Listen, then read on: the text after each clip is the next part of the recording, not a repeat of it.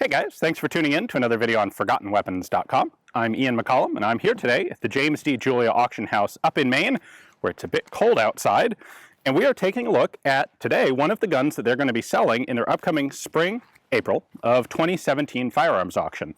Now this is a rifle that I have done some video on in the past, but I've never had the chance to shoot. And I thought, well, I kind of want to try shooting one, and I bet you'd like to enjoy seeing one fire.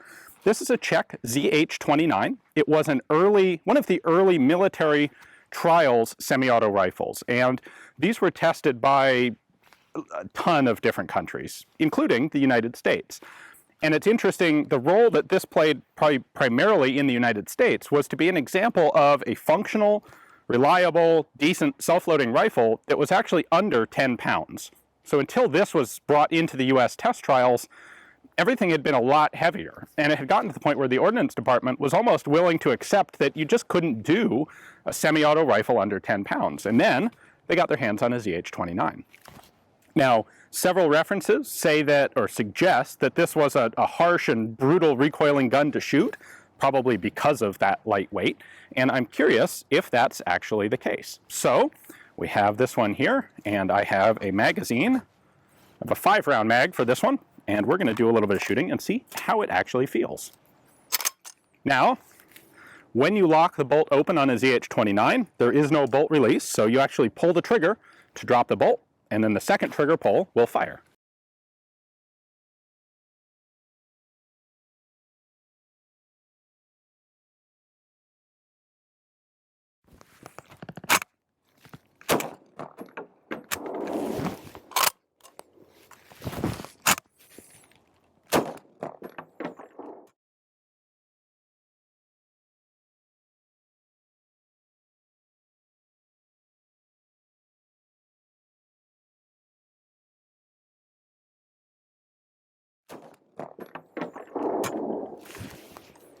This mag is not happy with this ammunition.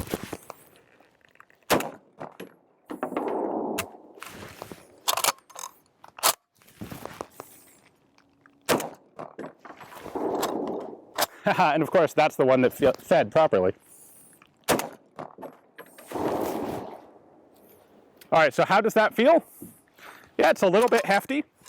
It is an 8mm Mauser semi-auto rifle, so it does have some kick.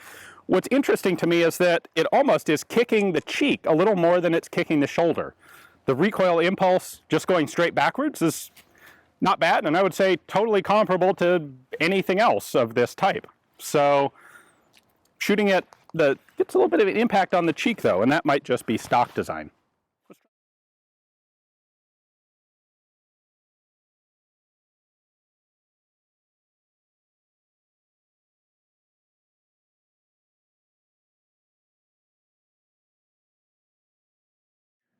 Well, as you can see in the high speed, the problem wasn't actually one with the magazine. It was that the ammunition and the gas port setting we were used didn't quite fully cycle the rifle. The bolt would come back far enough to eject, but not quite far enough to feed the next round. That shouldn't be a big deal to fix, but it's something we didn't have time to address in the short period we had with this rifle out today. At any rate, on the question of recoil, I think the reports of this being a particularly harsh recoiling gun are overblown. It's a little less pleasant than some, but I think that's largely the stock design and not anything fundamental to the mechanism. So I found it a pretty interesting gun to shoot. One of the other, actually the most curious thing about it to me was the sights. Now, if you've seen some of my previous videos on the ZH-29, you may recall that the barrel is not parallel to the receiver. This has a side tilting bolt, and in order to have the barrel, the face of the barrel, exactly perpendicular to the breech face, the barrel is actually tilted just a couple degrees off to the right. So the rear sight, or the sights, are also offset. The rear sight's slightly up to the left, the front sight's slightly off to the right. What I found is when I brought the gun up to shoot, I would naturally line my eye up on the receiver and then notice that the front sight and the rear sight weren't lined up, and then have to adjust consciously to get a sight picture. And while I knew that the sights were not square to the receiver, I didn't realize that I was naturally going to line up with the receiver and not the sights or the barrel. So it was an interesting and unexpected little tiny effect shooting this rifle. If you'd like to try that out yourself, this is, I think this would be a really good shooter grade ZH-29 for someone. It doesn't have the, the immaculate finish that some of them do that really appeals to the collectors and brings the really high prices.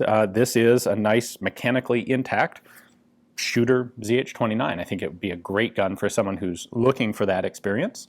If that's you, take a look at the description text below. You'll find a link there to Julia's catalog page on the rifle.